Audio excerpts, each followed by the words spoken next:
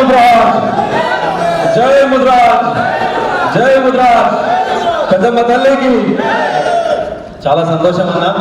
ఈరోజు ఇంత గొప్ప సమావేశం నిర్వహించిన సమావేశ అధ్యక్షులకు అన్న ప్లీజ్ కూర్చోండి అన్న, మాట్లాడుతున్నాం. ప్లీజ్ ప్లీజ్ కూర్చోండి. ఖచ్చితంగా మీ సలహా సూచన తీసుకుంటాం, ఖచ్చితంగా తీసుకొని చెప్తాం అన్న. పూలేనా కూర్చో, కూర్చో, సిరోనా కూర్చో అన్న. ప్రభాకర్ అన్న, జ్ఞానేశ్వర్ అన్న ముందు మాట్లాడే ముందు మీరు మాట్లాడతారు, దయచేసి అన్న మాట్లాడండి, కంటిన్యూ చేద్దాం, మీరు మాట్లాడండి అన్న. సమాజం అన్న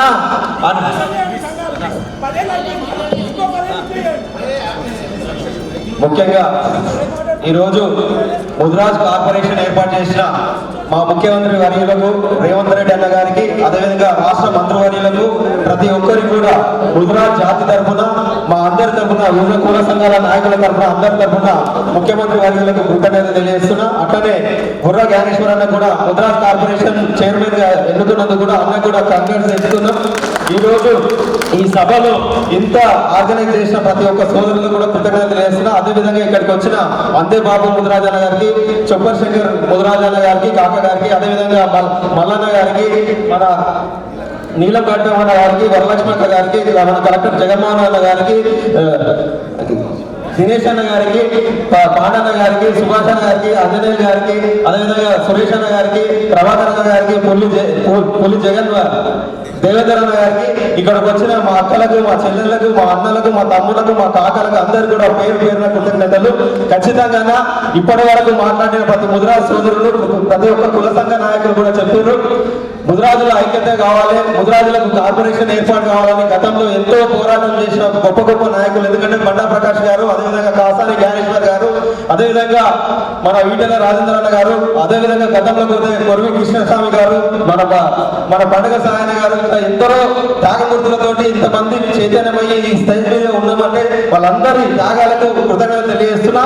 ఖచ్చితంగా ఈ రోజు కాంగ్రెస్ పార్టీ, రేవంత్ రెడ్డి గారు ముద్రాజుల పక్షపాతి కాబట్టి ఈ రోజు ముద్రాజులకు ఆ రోజు గతంలో ఎప్పుడైతే మాట చెప్పిండో, ఎలక్షన్ లో, పార్లమెంట్ ఎలక్షన్ లో, అసెంబ్లీ ఎలక్షన్ లో ముద్రాజులకు కార్పొరేషన్ ఏర్పాటు చేస్తామని చెప్పిండు. మాట ఇచ్చిన ప్రకారం కూడా ముద్రాజ్ కార్పొరేషన్ ఏర్పాటు చేసి, అదే విధంగా 16 కుల సంఘాలకు కార్పొరేషన్ ఏర్పాటు చేసిన ఘనత ఏదైనా ఉందంటే కాంగ్రెస్ పార్టీ, రేవంత్ రెడ్డి గారు అని చెప్తే తెలుస్తాం. ఈ రోజు ముద్దూరు కార్పొరేషన్ అయితే అన్ని కార్పొరేషన్లు ఏర్పాటు చేసింది కాంగ్రెస్ పార్టీ. అదే విధంగా ముద్రాజులకు కార్పొరేషన్ ఈ రోజు అన్నలో చెప్తారు 50 కోట్లు అలాట్మెంట్ అయింది, 50 కోట్లు అంటే ఇంకా ఎలాంటి జీవో రాలేదు.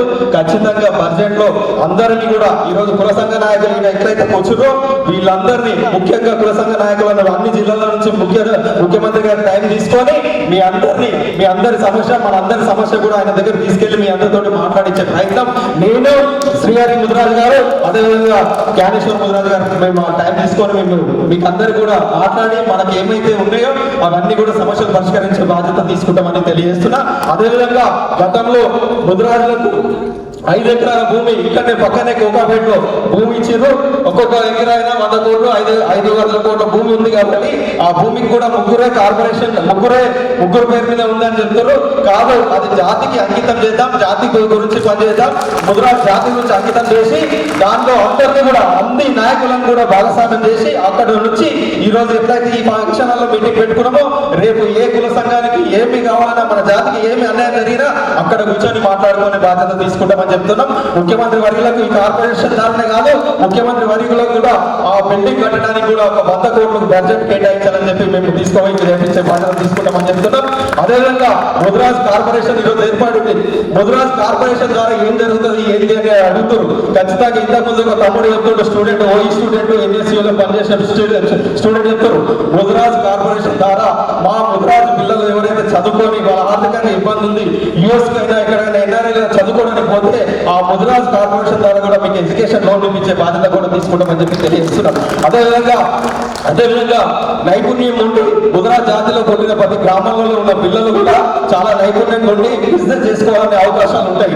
బిజినెస్ చేసుకున్నామంటే ఆర్థిక స్తోమతలు లేక, ఎక్కడ ప్లాట్ఫామ్ దొరకక బ్యాంకుల దగ్గర పోతే మీ దగ్గర ఆదాయం ఎక్కడ ఉంది అని చెప్పి అనుకుంటారు. కానీ ముద్రాజ్ జాతి పిల్లలకు అందరికీ కూడా ఈ కార్పొరేషన్ ద్వారా మీ అందరికీ కూడా న్యాయం జరిగి మీ బిజినెస్ లకు పెట్టుబడి ఇప్పించే బాధ్యత కూడా మేము తీసుకుంటామని చెప్పి తెలియజేస్తాం. అదేవిధంగా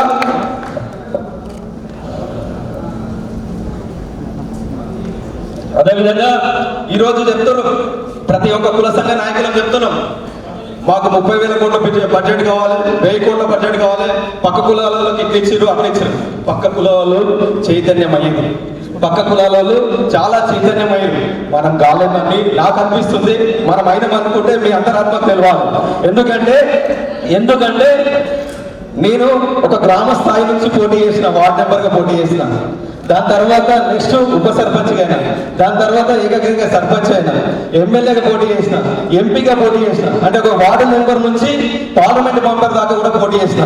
కానీ ఎప్పుడు చూసినా ఓటర్ లిస్టులో చూసినాం, ఓటర్ లిస్టు చూసి ఓట్లు ఎవరెవరు ఎన్ని ఉన్నాయి ఏందని చూసుకుంటే, ఒక వార్డులకు వెళ్తే, ఒక ఎస్సీ వార్డులకు వెళ్తే ఆ పక్కకు ఎస్సీ సోదరులు మాదిగానే పెట్టుకుంటారు, ఇంకొక మైనార్టీ సోదరు జరిగిపోతే షేక్ మహమూద్ అని చెప్పి పెట్టుకుంటారు, ఒక గౌడ సోదరు జరిగిపోతే గౌడ సోదరుడు అని పెట్టుకుంటుండ్రు, ఒక రెడ్డి సోదరుల దగ్గర పోతే రెడ్డి సోదరుడు పెట్టుకుంటుండ్రు, ఓ చాకలి సోదరు దగ్గర పోతే చాకలి అని పెట్టుకుంటారు, మంగళ సోదరుడు పెట్టుకుంటే మంగళి అని పెట్టుకుంటుండ్రు, అదేవిధంగా చారీలు పెట్టుకుంటారు. కానీ ఒక్కలే ముద్రాజు ఒక్కరు కూడా ఓటర్ లిస్ట్ లో పేరు పెట్టుకుంటలేదు, పేరు పక్కన పెట్టుకుంటలేదు.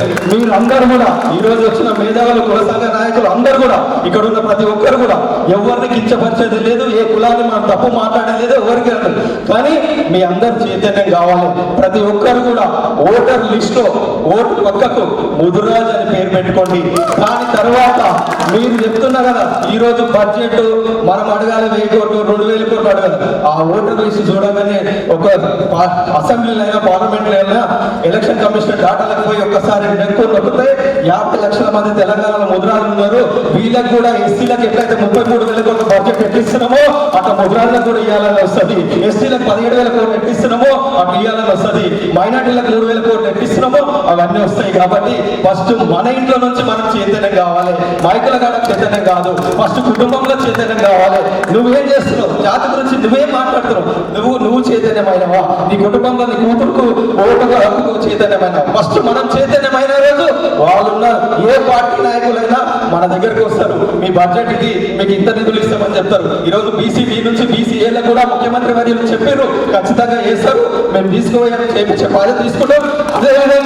అదేవిధంగా బీసీడీ నుంచి ఏళ్ళకు వచ్చినాక కూడా వివిధ కులాల సంఘాల నాయకులు కూడా అన్యాయం జరగకుండా ఇంకొకటి, అదే విధంగా మనకు కూడా 14% ఒక రిజర్వే 14% మనం వచ్చిన మనకు అన్ని ఓటర్ లిస్టులో మన పేరు వచ్చిందనుకో, ఆ రోజు చెప్తాం ఆ పక్క రాష్ట్రంలో మరాఠీలకు ఎట్లయితే రిజర్వేషన్ ఇచ్చిందో ఈ తెలంగాణలో కూడా ముద్రాలకు రిజర్వేషన్ ఏంటి అని చెప్పి మాట్లాడతాం. ఆ రోజు మనం చైతన్యం కండి, ఆ చైతన్యం అయినాక అప్పుడు అందరు కూడా మనకి ఇస్తారు. ఎందుకంటే ముఖ్యంగా కాంగ్రెస్ పార్టీ అన్ని వర్గాలను కాపాడాలనుకుంటుంది. ప్రతి ఒక్క కులగణన చేసి ప్రతి ఒక్కరికి వాళ్ళ శాతం ఎంత, వాళ్ళ వాటా ఎంత అని చెప్పి ఇవ్వాలని కాంగ్రెస్ పార్టీ సోనియా గాంధీ గారు, రాహుల్ గాంధీ గారు కూడా అదే వాదన ఎత్తుకోరు. కాబట్టి ఖచ్చితంగా ముందు రానున్న రోజులలో బీసీలకు అన్ని వర్గాలకు న్యాయం చేస్తుంది అని నాకు నమ్మకం ఉంది.